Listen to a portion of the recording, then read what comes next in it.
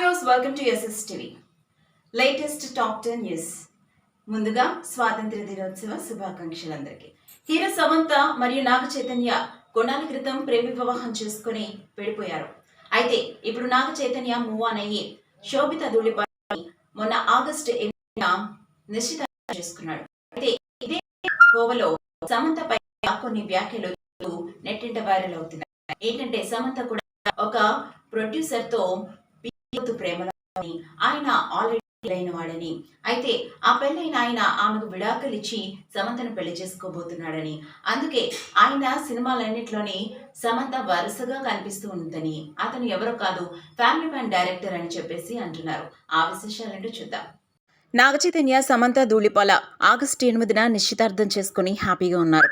ఈ విషయంపై ఇప్పుడు అందరూ చర్చిస్తున్నారు. అయితే సమంత సింగిల్గా ఉండిపోయింది చూశారు అని చెప్పి కొంతమంది అంటుంటే, లేదు సమంత ఇంకా ఫాస్ట్గా ఉంది. ద ఫ్యామిలీ మ్యాన్ డైరెక్టర్ అయినటువంటి రాజ్ నిడదోర్తో ప్రేమలో ఉంది.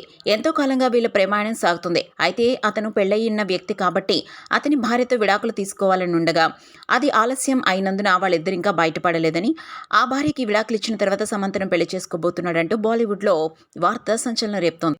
మరిన్ని ఇంట్రెస్టింగ్ అప్డేట్స్ కోసం చూస్తూనే ఉండండి SS TV. Like, share, subscribe.